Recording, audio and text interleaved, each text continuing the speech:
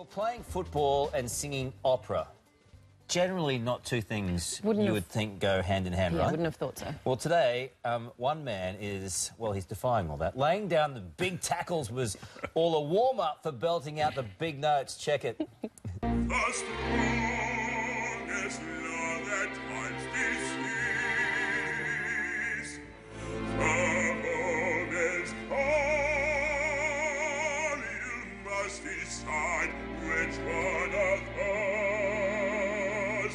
Beautiful voice. Yeah, and Morris Robinson has gone from all-American offensive lineman to world-renowned opera singer. He joins us now. Morris, first of all, you've got the most unbelievable voice. Oh, listen to her flirting with him.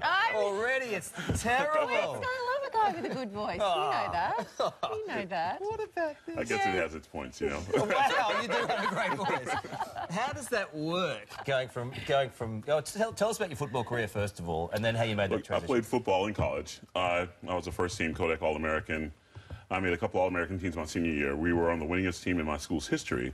The one thing I loved most about the school I went to, which was a military academy, is that it was full of guys that had high aspirations and were pretty culturally sound. So if you were a little bit different, it was embraced as opposed to being made mockery of. So it kind of worked out that... how liberating. Yeah, very liberating, and allowed you to feel, you know, you had that kind of support. So you're in the showers.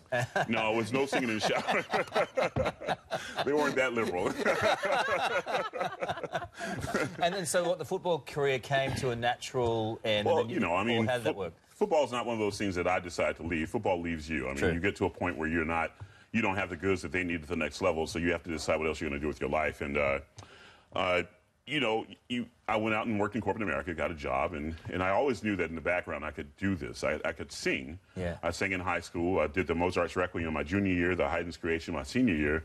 But after, you know, you go to college and you start playing ball, you just kind of let that stuff go. Yeah. And it wasn't until I was singing at just about everybody's wedding. All my teammates got married now. They wanted me to sing the Lord's Prayer at their wedding. For free, might I add you. So, but you know, I'd start doing that and you start hearing rumblings that you could possibly have a career at this.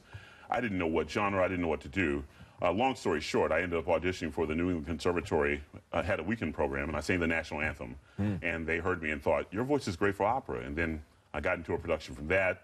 The leader from Boston University heard me and took me into her program. 2 years later, I was at the Metropolitan Opera program. God, I'd love to hear you sing the anthem. I think the American anthem is such a great showcase. Yeah. Because, I mean, they're great words, but also it's reliant completely on the singer. There's so much pressure there. You know, it's interesting that you would say that. It shows your knowledge of music, because one thing it does show is one thing that you must have is an incredible range. Yeah. You got to go from, you know, you have to have a full octave, a full sound, full voice. So. Can you just do it? Well, like a little bit of it? A little bit?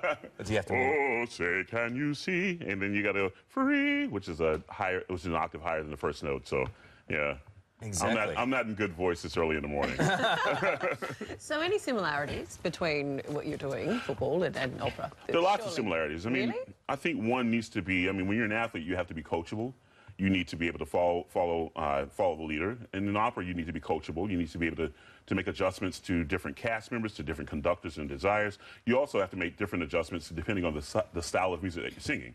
So if I'm singing, for instance, if I'm singing Verdi one week, I got to sing a certain way and have a certain stylistic concept.